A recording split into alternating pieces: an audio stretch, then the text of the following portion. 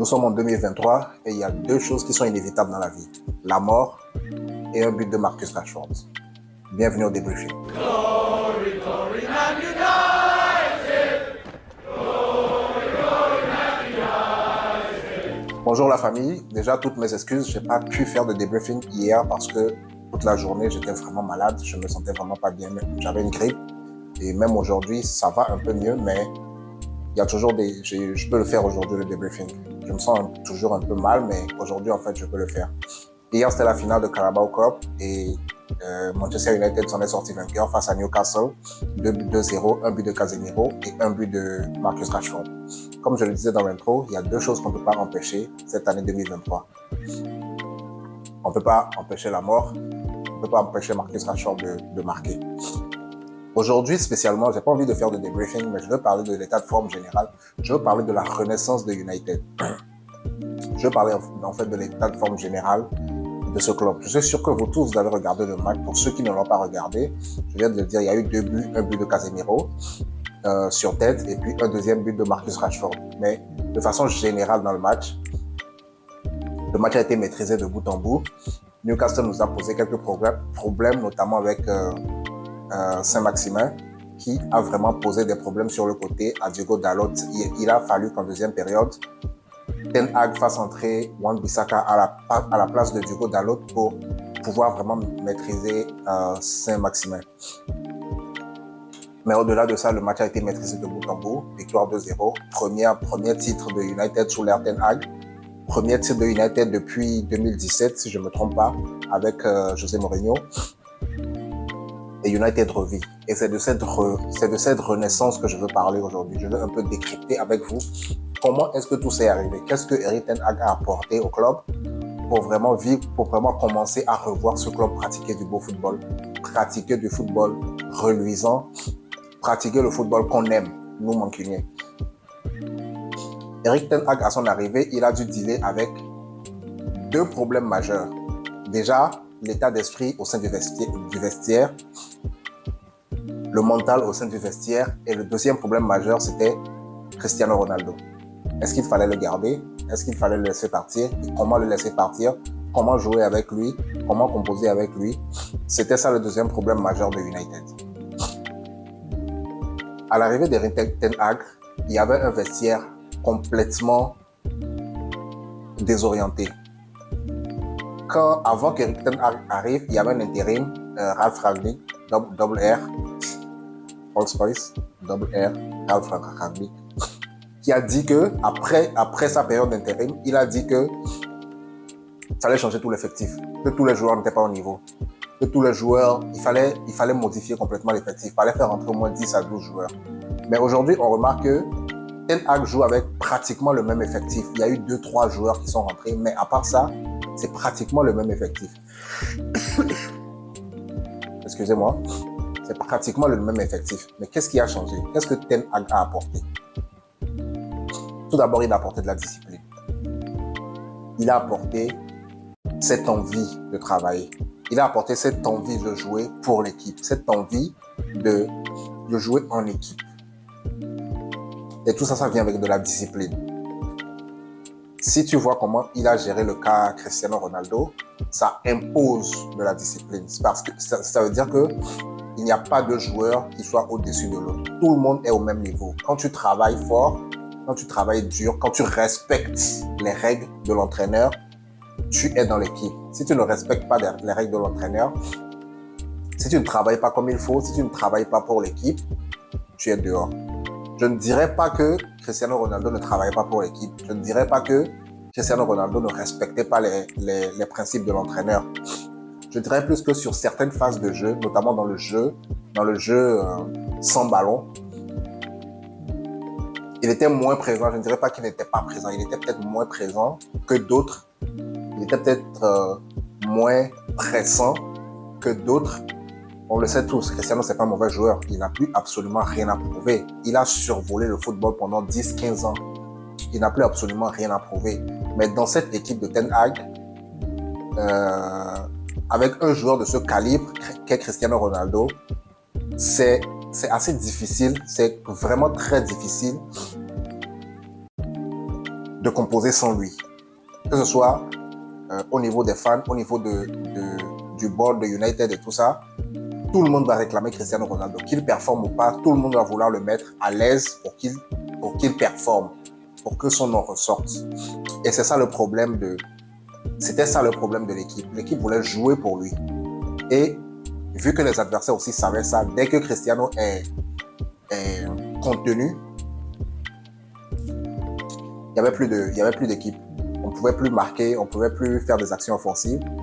C'était vraiment difficile avec Cristiano. Le deuxième problème auquel Ten Hag a fait face quand il est arrivé à United, c'est ce problème de mentalité.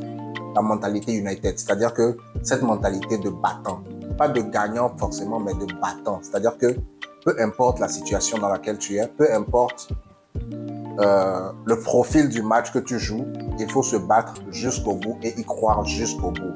On l'a vu dans plusieurs matchs, on l'a vu face à Manchester City, on l'a vu face au FC Barcelone, on l'a vu face à Chelsea, où Casemiro a mis un but de tête à vraiment la dernière minute. On l'a vu dans plusieurs matchs cette saison. Et ça, c'est ce que Ten Hag a apporté de nouveau dans cette équipe. Parce que c'est pratiquement les mêmes effectifs, c'est avec les mêmes effectifs que Rangnick il a joué, c'est avec pratiquement les mêmes effectifs que Ole Gunnar a joué.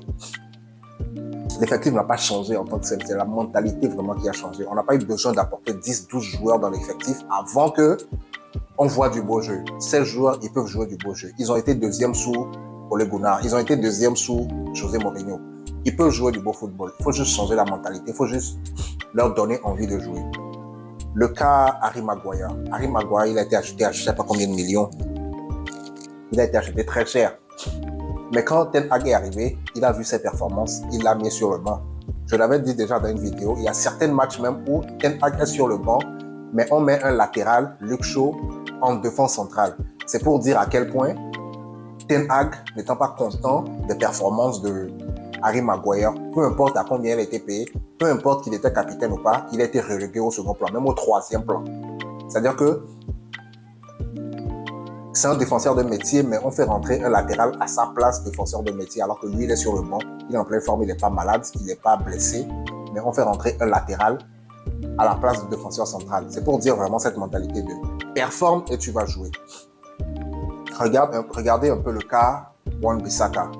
Wan-Bissaka, ok, il était blessé et tout, mais il y avait même des rumeurs qui disaient qu'il allait être vendu. Mais dès qu'il a compris que pour jouer dans cette équipe, il faut se battre. Il faut être performant. Il ne faut pas avoir de période de baisse. Il faut être performant match après match. Il faut avoir cette mentalité de gagnant. Il faut avoir cette envie, cette niaque de gagner. Wan-Bissaka est revenu à un niveau énorme, stratosphérique, qu'on ne s'y attendait pas. Oui, il avait déjà ce niveau. Moi, en tout cas, je le voyais, mais c'était un peu en dents de scie. C'est-à-dire que des fois, il faisait des matchs exceptionnels, mais des fois, il était complètement à côté de la plaque. Mais cette saison, Wan-Bissaka, performance sur performance. Il maîtrisait son côté. Performance sur performance.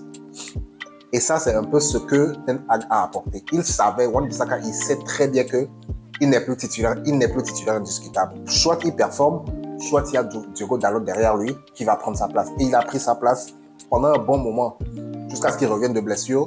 Il a eu la chance, Dalot aussi était blessé, donc il a fallu jouer avec lui et il a vraiment montré ce qu'il a. Il a vraiment montré toutes ses capacités. Et ça fait qu'aujourd'hui, c'est un élément incontournable de l'équipe. Il n'est plus question de le vendre. En tout cas, je ne pense pas. Il n'est plus question de vendre Wan-Bissaka. Lui et Diogo Dalot, il n'est plus question de les vendre. Si on prend aussi le cas Jadon Sancho. Jadon Sancho, il a fait une dépression en début de saison. Il est parti en dépression, mais comment est-ce que Ten Hag a réglé son cas? Il ne lui a pas mis la pression. Il ne lui a pas dit, ouais, il faut que tu reviennes, démerde-toi. Non, il l'a laissé partir. Il a laissé s'entraîner tout seul. Il a laissé régler ses problèmes dans son coin. Et quand il a été prêt pour revenir, c'est lui qui s'est décidé, ok, je suis prêt pour revenir, je veux revenir. Je suis de retour. Et Ten Hag l'a accueilli. Il a eu sa place. Il a joué son rôle. Et il a été énorme pendant le match contre Manchester City, si je ne me trompe pas. Il n'a même pas joué à son poste, il a joué en 10. Et c'était bien. Non, c'était pas contre City. C'était contre Leicester. Il a joué en 10. Et il a très bien joué. Jadon Sancho, peu à peu, revient à son niveau. Et ça, c'est grâce à la gestion d'Erik ten Hag. Il n'a pas été maltraité. Il n'a pas été... On ne lui a pas manqué de respect, en ce sens. Erik ten Hag l'a écouté, il l'a compris, il l'a laissé aller faire ses choses, il l'a laissé aller s'entraîner tout seul, récupérer mentalement, émotionnellement, et il est revenu à son meilleur niveau. Aujourd'hui, c'est très beau de voir Sancho sourire. Moi, je suis très content de le voir sourire, de le voir heureux s'éclater sur le terrain, de le voir jouer à son meilleur football, mais de le voir revenir à un niveau petit à petit. C'est très beau. Et ça, c'est le travail d'Erik ten Hag avec tout son staff. Un autre cas, Marcus Rashford. Qui n'a pas remarqué la renaissance de Marcus Rashford cette saison? Qui ne l'a pas remarqué? Que ce soit en Angleterre, partout dans le monde. Qui n'a pas vu ça? Tout le monde en parle, tout le monde a vu ça. Et ça, c'est aussi grâce au travail d'Erik ten Hag et de son staff, notamment le coach des attaquants, Benny McCarthy. Benny McCarthy, on le connaît tous pour ceux qui regardent la première ligue depuis longtemps. C'est un très grand attaquant. Et on le connaît tous. Et c'est grâce à son travail avec Marcus Rashford spécialement qui a fait que Rashford est revenu aujourd'hui à son meilleur niveau. Aujourd'hui, Rashford, il cartonne. Je l'ai dit en début de vidéo. On ne peut pas compter un match sans un but de Marcus Rashford. Le match face à... le dernier match avant Barcelone, il n'a pas marqué. Mais c'est vraiment un des rares matchs où il n'a pas marqué, où il a joué et il n'a pas marqué. À part ça, tous les matchs, même aujourd'hui, il a encore marqué. Ça veut dire que c'est inévitable, c'est incontournable. Tu ne peux pas jouer un match United, Rashford titulaire et il ne marque pas. Cette saison, c'est incontournable. Depuis le retour de la Coupe du Monde, c'est incontournable. Et ça, c'est du travail. C'est pas venu par magie. Lui-même, il a dit, il a dû travailler avec le coach, il a dû travailler son positionnement, il a dû travailler son physique, il a travaillé beaucoup de choses, son jeu de tête, tout ça. Il a travaillé pour en arriver là. Et ça, c'est ce que Ten Hag a imposé dans cette équipe, le travail, la discipline, le respect, le jeu d'équipe. C'est-à-dire que vous défendez à 11 et vous attaquez à 11. Toute l'équipe joue, tout le monde joue son rôle. Casemiro, performant au milieu de terrain. Fred qui revient à son meilleur niveau. On attend que McTominay aussi revienne. Il lui faut du temps de jeu, mais vraiment c'est compliqué avec tout ce milieu dans ce qu'on a. Eriksen est blessé, ça lui laisse un peu de marge, mais vraiment avec Fred et Casemiro au milieu, c'est très compliqué. En défense, tout le monde se gère. Harry Maguire, on espère qu'il va revenir, qu'il travaille aussi. On sait qu'il travaille aussi. Il a fait certaines entrées, donc c'était vraiment pas mal. C'était pas bidon, c'était pas du tout mal. Qu'on se dise la vérité, c'était pas du tout mal. Il a fait ce qu'il avait à faire. Il a joué son jeu. C'est juste que sa place de titulaire n'est plus là. Il y a Varane et Lisandro Martinez qui explosent cette défense. C'est-à-dire que ils jouent comme ils doivent jouer. C'est les patrons en défense actuellement. Il n'y a pas d'autres personnes. Et ça, c'est tout ce que Ten Hag a apporté dans cette équipe. Il a dû franchir les étapes une à une, mais il les a fait de façon très diplomatique, de façon correcte. Il les a fait de façon vraiment un bon procédé pour en arriver où il est. Aujourd'hui, ils sont vainqueurs de la Carabao Cup. Ils sont encore en lice pour la FA Cup. Ils jouent le titre, je vais vous le dire, ils jouent le titre. United joue le titre. Ils sont à quoi? 5 points de Arsenal. United joue le titre. Mercredi, on a un match contre West Ham. On va le débriefer ici. Une victoire de ce match les rapproche encore plus de ce titre. Et écoutez, ils sont encore en course pour l'Europa League. Écoutez, tous les matchs, on est en milieu de saison et ils sont encore en liste pour tous les champions. Ils en ont déjà remporté un, Carabao Cup. Ça, c'est acté, c'est fini. OK. Ten Hag a dit aujourd'hui en conférence de presse que oui, ils ont gagné, ils vont fêter et tout, mais les joueurs ne vont pas beaucoup fêter. Le champagne, ça sera juste pour le staff et puis le coach. Les joueurs, ils se reposent, ils ont un gros match à préparer mercredi et dès demain, ils commencent à préparer le match. C'est ça la mentalité, on ne se repose pas. Tant que la saison n'est pas finie, on ne se repose pas. Tant qu'il y a des compétitions à jouer, on ne se repose pas. On ne dort pas sur ses lauriers. C'est pas parce qu'on a gagné un trophée qu'on se dit c'est fini. Non, c'est pas encore fini. Il y en a encore 3 autres à aller chercher. Et on va aller les chercher. Et ça, c'est la mentalité Ten Hag. Comment il a géré le cas Rashford, je reviens dessus. Le match contre Wolverhampton où il a mis Rashford pour moi. Marcus Rashford, il l'a mis au banc parce qu'il est arrivé en retard. Est-ce que vous comprenez ça? C'est-à-dire que le meilleur joueur de l'effectif actuellement, c'est que celui sur lequel on compte pour mettre les buts, celui sur lequel on compte pour gagner les matchs, il l'a mis au banc parce qu'il est arrivé en retard. C'est pour dire qu'il n'y a plus de passe droit. Soit tu suis les règles, soit tu ne joues pas. Et si tu ne joues pas jusqu'à la fin de saison, tu t'en vas, tu pars. Point. Il n'y a plus de passe droit parce que tu es tel, tu as tel nom, Non, ça ne marche pas, ça ne fonctionne plus. C'est fini ça. Et ça, c'est le coach qui arrive à le faire vraiment bien depuis Alex Ferguson. Est-ce que vous voyez où je veux en venir? C'est lui qui représente le mieux cette mentalité d'Alex Ferguson. Et ça, c'est ce dont on avait besoin exactement à United. J'ai vu un tweet cette semaine qui disait que, et dire qu'il y a quelqu'un qui est arrivé au conseil d'administration pendant la période de mercato, ou peut-être avant, et qui a dit, et si on prenait Erik ten Hag à la place de Mauricio Pochettino? Et tout a commencé là. Celui-là, on doit lui dresser une statue. C'est-à-dire qu'on doit lui faire une médaille d'or, on doit lui dresser une statue. United doit l'ériger au rang de commandant d'honneur. Parce qu'il a sauvé le club.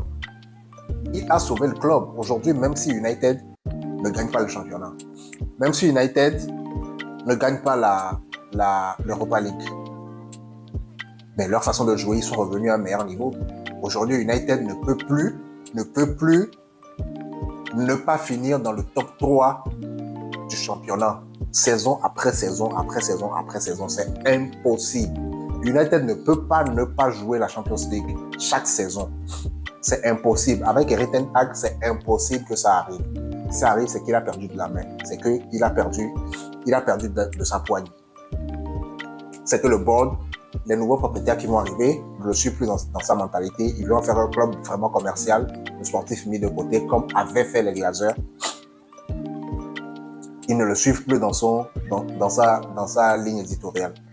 Et ça, je ne pense pas que ça va arriver. En tout cas, pas avec Ten Hag. Soit il se concentre sur le sportif, ou soit il démissionne. Je ne pense pas que ça va arriver avec Ten Hag. Et là, aujourd'hui, United est sur la bonne voie. Ils sont sur la voie de la réussite. Un trophée, on pallie. Un deuxième trophée, on court. Le championnat, on joue le titre. La FA Cup, on est là. L'Europa League, on est encore là. On a sorti Barcelone, on peut tout faire. On va jouer contre ce club espagnol, j'ai oublié le nom. Mais en tout cas, on est là. Tous les joueurs sont en forme. Eriksen, je ne sais pas quand il va revenir. J'espère qu'il va revenir avant la fin de la saison. Mais vraiment, tous les joueurs sont en forme. Et nous, on est derrière ce club. On suit ce club comme il faut. Nous voici à la fin de la vidéo. Merci de m'avoir suivi. Merci d'avoir suivi ce débriefing. Même quand j'étais malade, j'ai voulu quand même le faire. J'ai voulu quand même pas en parler parce que c'est très important pour moi. Très important pour moi de le faire. Merci pour tout. Continuez à liker, à partager. Abonnez-vous en masse. Abonnez-vous. Merci à tous. Ciao. Glory, glory.